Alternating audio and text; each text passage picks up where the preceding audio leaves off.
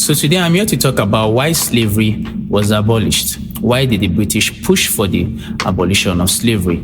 If you look at the history of slavery very well, especially the abolition of slavery, you realize that no country pushed for its abolition like Britain did.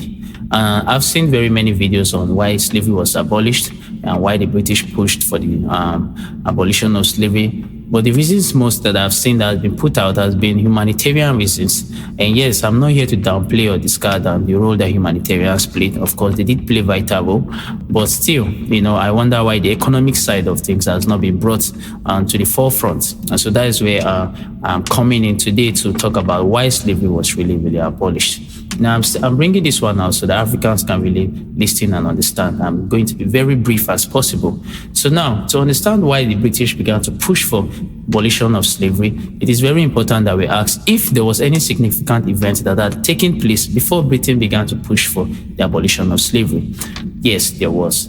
Now, what was that significant event? The Industrial Revolution. For those who do not know what the Industrial Revolution is, the Industrial Revolution refers to the movement from manual labor to machine labor. So it means that by 1750, 1760, Britain, which was the first country in Europe to industrialize, due to its availability of raw materials like iron and coal, Britain now had attained industrialization at that period in time. And so attaining industrialization at that period in time meant now that machines now had to do most of the work that the slaves once did.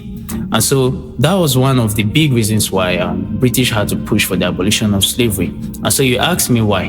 Big question I often ask is, if industrialization or the economic study that I'm bringing out today is not the reason why Britain pushed for the abolition of slavery, then the question we should be asking is, why didn't she push for the abolition of slavery prior to industrialization, right? Which is actually a very good question to ask. Why after industrialization? Considering the fact that Britain had been considering the fact that the slavery had been going on for a very long time, since around the 15th century. I mean, if you wanted to just put it out there, abolish the slavery, why did it have to take that long? Which is actually a very good question to ask. Now, who was the historian that made or that brought it into light and the economic reason behind the abolition of slavery? Eric Williams is his name. A Trinidad and Tobago past former president. He's late today, and very, very bright student. His doctorate thesis was what led to the economic reason behind the abolition of slavery. I think that work later came to be transformed into the book titled Capitalism and Slavery.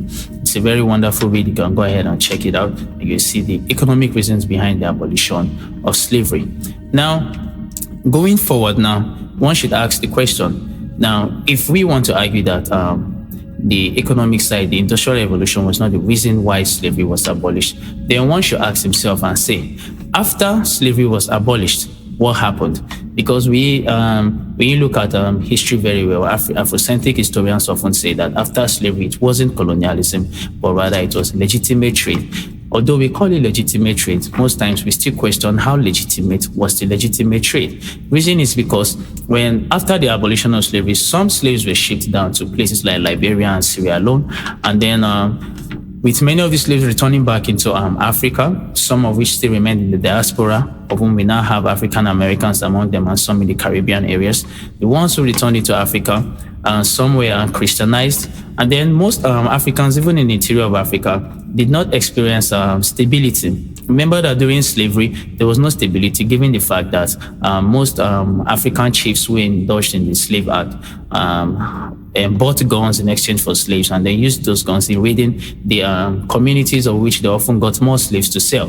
And so after the abolition of slavery, the interior of Africa was still not settled. Why? It is often said that slavery only ended probably in Europe and in the Caribbean and all of those areas where it was formally taking place. But then as it ended over there, it began here in Africa. So it simply meant that although Africans stopped being slaves in foreign lands, they now began to become slaves in their own land. How? legitimate trade. The legitimate trade is the trade that had to deal with raw materials right here in Africa.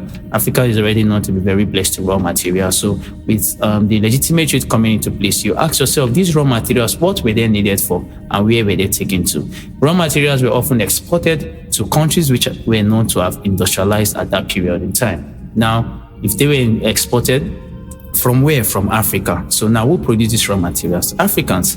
Most of the African chiefs, it was said, who indulged in slavery prior to the abolition of slavery, now became big chiefs in owning most of these plantations that were used in getting raw materials that were now shipped outside. And so slavery now continued, this time in Africa. And so Africans now continued to be producers of raw materials for the industries that were now just rising and then just growing in European continent. And so for me, this is my point to say that I do not totally agree that the humanitarians were the reason that triggered the abolition for slavery. Although Britain may have hidden its true nature, its ulterior motive behind humanitarian gestures, but then we know that if there was no economic benefit, there is no way that the abolition of slavery would have gone like that. I mean, ask yourself, if Britain was not industrialized, if industrialization did not later take place in other European countries like Germany, France, and Belgium, among others, ask yourself if slavery would truly have been abolished. And so to me, I stand with Eric Williams, who brought it out to us to show us that the economic reason was mainly the real motivation behind the abolition of slavery. And I'll be waiting in the comment section if you have a different opinion or perspective different from mine. So that's all for today. Thank you.